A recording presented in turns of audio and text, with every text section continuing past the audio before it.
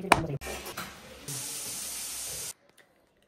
Welcome back to मेरो YouTube च्यानलमा फेरि पनि हजुरहरूलाई स्वागत छ।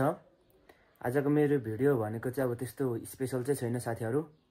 त्यही पनि अहिले भर्खरै यहाँ चाहिँ अहिले 4 बजिसक्यो। उता मेरो बुढी चाहिँ ड्युटीमा गएको थियो। बुढीको हल्का कल आयो क्या। उसलाई चाहिँ आज ठ्याक्कै कुखुराको खुट्टा रोस्ट बनाएर खानु मन लाग्यो अरे। त्यही भएर आज चाहिँ म कुखुराको खुट्टा रोस्ट बनाएको भिडियो बनाउने छु साथीहरूलाई, कसरी पकाउने हैन।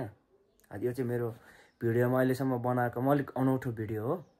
त्यही पनि मलाई राम्रो बनाउनु चाहिँ आउँदैन। त्यही पनि मैले सकेको, मैले जानेको यसो हजुरहरूलाई सेयर गर्न चाहन्छु है। त्यो भन्दा अब मेरो भिडियो सुरु हुन्छ साथीहरू। अब म बाहिर जानुपर्ने हुन्छ है त साथीहरू। मैले चाहिँ साथीहरू मासु नि ल्याएर आइसकेँ। मासुलाई चाहिँ अब थालमा खनाएँ अनि खुट्टालाई चाहिँ अब अलिक फोहोर हुन्छ नि, त्यही भनेर मैले उसिनी आएको छु। खुट्टा चाहिँ अब यो मजाले एकछिन बाफ्छ, बाफेपछि मैले निकाल्ने। अहिले चाहिँ म निकालेर नि सरसफाइ गरिसकेँ। सबै त्यो अलिअलि फोहोर हुन्छ नि त, नङहरू के नङ र के हुन्छ नि, त्यो सबै सफा गरेँ साथीहरू।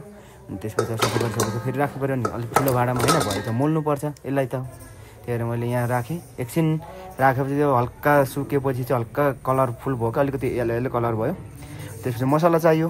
मैले चाहिँ लसुन खोजेँ होइन, अनि अदुवा पनि खोजेँ। अनि यो दुइटालाई नै मजाले सफा गरेँ।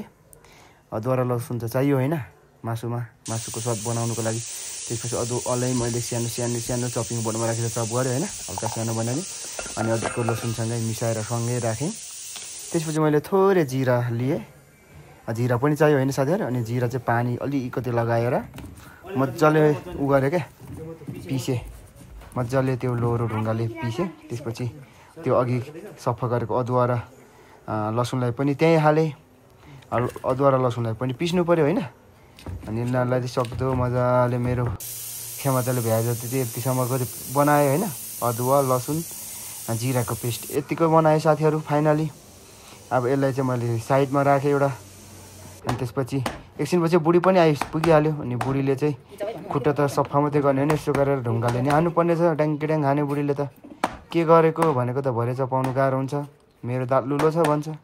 अनि बनाउनु पर्ने यसरी रहेछ साथीहरू। त्यसपछि त्यसै खुट्टैमाथि मासु ल्याएको मासु पनि झामझुम हाल्यो बुढीले। त्यसपछि थोरै बेसार लगाइदियो।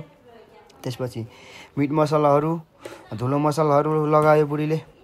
अनि त्यति मात्रै नभएर अलिकति नुन पनि चाहियो साथीहरू होइन। अनि नुन पनि लगायो बुढीले। नुन लगाएपछि अब तेल पनि चाहिनेछ, थोरै उसले तेल पनि लगाइदियो होइन।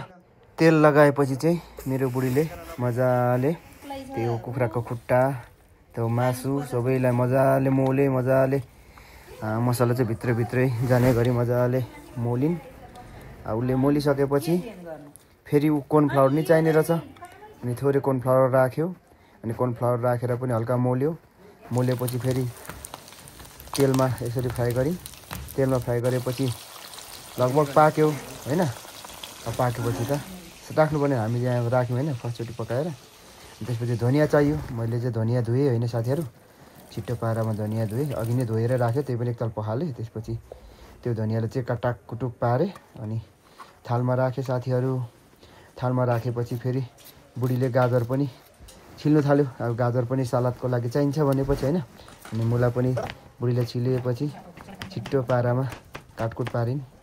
मुला गाजर सबैलाई काटकुट पारेपछि अब उसलाई पिरो अचार पनि चाहिने। अनि फेरि पिरो अचार बनायो, खोर्सानी टिमुर हालेर। त्यसपछि यहाँ टमाटर पनि अघि पकाइसकेको रहेछ अचार बनाउनुलाई भनेर बुढीले। अनि टमाटर नै फातफुत पाकिरहेछ।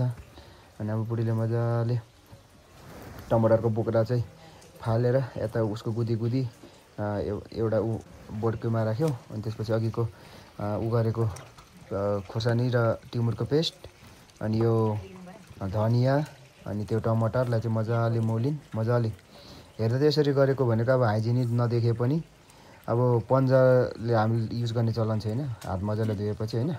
अनि यसरी गरेको चाहिँ अलिक टेस्टी बेसी हुँदो रहेछ क्या। त्यो अर्को ब्लेन्डरमा ब्लेन्ड गरेको भन्दा चाहिँ अनि टेस्टी हुने रहेछ। अनि यसो चाखेँ, एकदम दामी। त्यसपछि बुढीले तोङमा नि बनाइदियो 2टा।